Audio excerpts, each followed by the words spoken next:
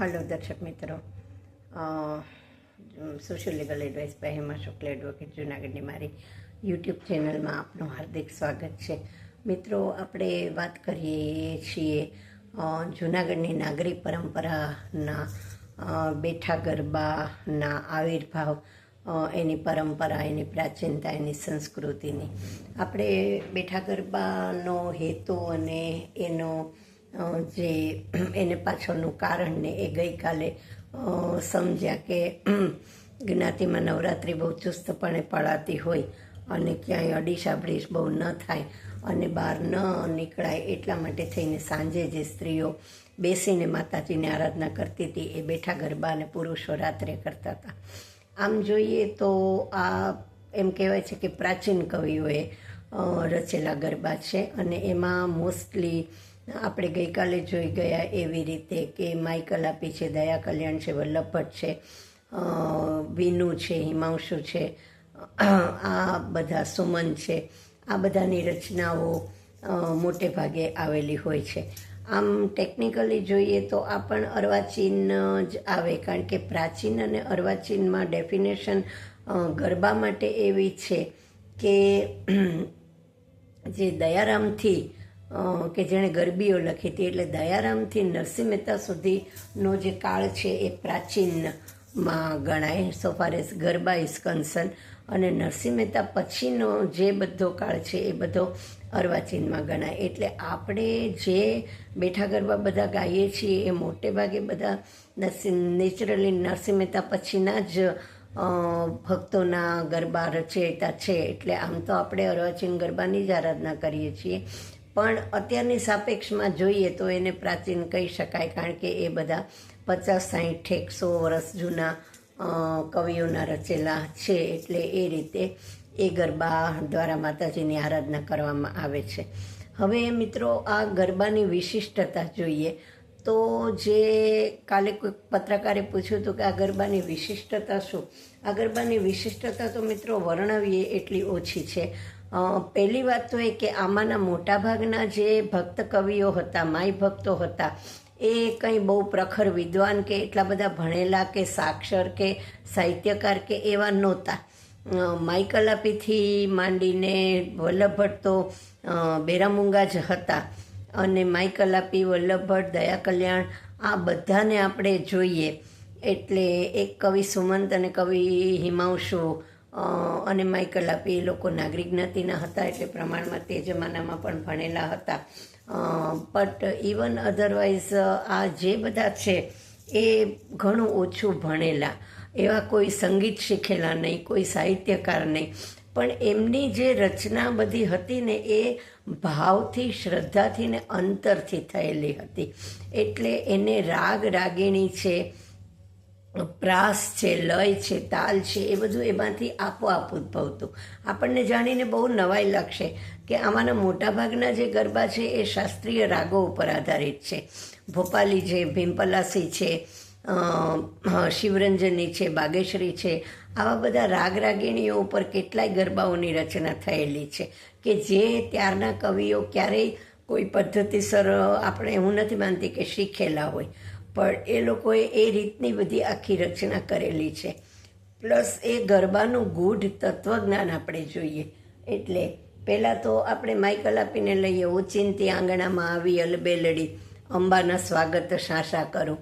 આનો શબ્દાનુપ્રાસ અને વર્ણાનુપ્રાસ જોઈએ તો ઓચિંતી આંગણામાં આવી અલબેલડી, અંબાના સ્વાગત શાશા કરું. આપણે આખી રાત જાગીને વિચાર કરીએ ને તો પણ આપણને આવું કવિત્વ સૂઝે નહીં, કારણ કે એ અંદરથી નીકળેલું છે. માને જોઈને આશ્ચર્યચકિત થઈ ગયા, અને એટલે જે આમ નીકળી પડેલો એકદમ, આપણે ત્યાં આવે અને ઘણા વખતે આવે કે ઓચિંતું આવે તો આપણાથી ઓહો તમે એમ જે કહેવાય જાય એ રીતનો આખો ભાવ આમાં દેખાય છે કે ઓચિંતી આંગણામાં આવી અલબેલડી. એટલે એવી રીતના જે બધા છે, કવિ હિમાંશુ લઈ લો, મને ભાવથી ભક્તિ કરવા દે, મૃત્યુ તો માનવને મોંઘું મારું અલૌકિક કરવા દે, જન્મની સાથે કર્મ હું લાવ્યો આજ ભવમાં ભોગવવા દે. એટલે આ જે બધી કેટલી ઊંડી, આમાં કેટલી બધી કેવી ફિલોસોફી રહેલી છે કે આપણને એમ થાય કે આ લોકો ક્યાં શીખવા ગયા હશે. વલ્લભ ભટ્ટની જે રચના છે આનંદના ગરબાની, આનંદનો ગરબો એટલે મોટા ભાગે એમાં આખું ભાગવતજી આવી જાય છે. દશાવતારો ભાગવતજી તે છે કલ્કી અવતાર સુધીનું બધું જ પૃથ્વીની ઉત્પત્તિથી માંડી અને કલ્કી અવતાર સુધીનું બધું જ આનંદના ગરબામાં આવી જાય છે અને એ રીતની આખી એની રચના થયેલી છે. એ રીતે જે બીજો ગરબો આપણે એક જોઈએ, નવ નવતે રાતના નોરતારેમાં ગરબે રમવા નિસર્યા, એમાં જે છેલ્લી લીટી છે એક્સ્ટ્રીમ પોઈન્ટ જેને કહી દેવાય કે 184 ભવનો રાસડો રેમાં ગરબે તે રમવાને જાય. આ ગરબો શું છે તો આપણા 84 ભવના આવાગમનના ચક્કરને ગરબાનું એક પ્રતીક આપી દીધેલું છે, એક રૂપક આપી દીધેલું છે. કેટલા સરળ શબ્દોમાં કેટલું બધું ઊંડું તત્વજ્ઞાન ભરી દીધેલું છે. જેમ નરસિંહ માટે આપણને એમ થાય કે ભણેલા નહોતા, એ બોલતા ચાલતા ક્યાં સુધી નહોતા શીખ્યા, એ ક્યાંય શીખવા નહોતા ગયા, સ્કૂલમાં નહોતા ગયા, તો પણ દેહમાં દેહ તું, તેજમાં તત્વ તું, અને ચિત્ત તું સિદ્ધને ચિંતા કરે, કૃષ્ણને કરવું હોય એ કરે, કે આ બધા જે એના છે કે એટલે હું કરું એ જ અજ્ઞાનતા, શકટનો ભાર જેમ શ્વાન તાણે. તો આ બધા કવિઓમાં અંતરથી આ નીકળેલું છે. એક અંબા અભય પદદાયની રે, શ્યામા સાંભળજો સાદ ભીડ ભંજની, વર્ણાનુપ્રાસ, શબ્દાનુપ્રાસ, એના શબ્દો, એનો અર્થ, કેટલું બધું. એટલે આ એક પ્રાચીન ગરબાની આખી જે એના લય, તાલ, સૂર, રાગ, રાગિણી, શાસ્ત્રીયતા, એ ઉપરાંત એનો જે ભાવ છે, એની અંદરનું જે ઊંડું તત્વજ્ઞાન છે, એ આ ગરબાનું હાર્દ છે કે જે બેસીને શાંતિથી માઇક વગર સામાન્ય દેશી ઇન્સ્ટ્રુમેન્ટ સાથે ગાઈએ તો જ સાંભળનારને પણ ભાવ પ્રગટે, ગાનારને પણ ભાવ પ્રગટે અને ઊંડું તત્વજ્ઞાન એમાંથી સમજવા માટે મળે.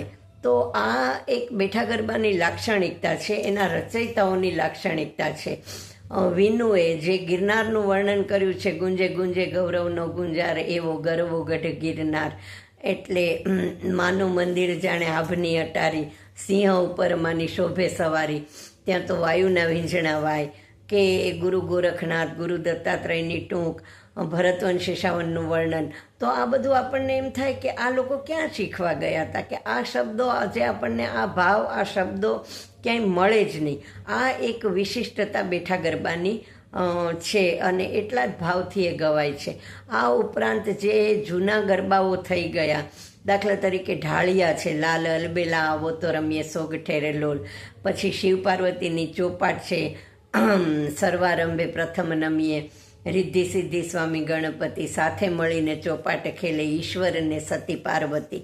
આ જે ચોપાટનો ગરબો છે કે આ પછી પ્રમાણમાં અર્વાચીન કહી શકાય એવો, પણ હવે મંદિરના બારણા ઉઘાડો મોરીમાં, ગગન કેરે ઘાટ આવી નોરતાની રાત.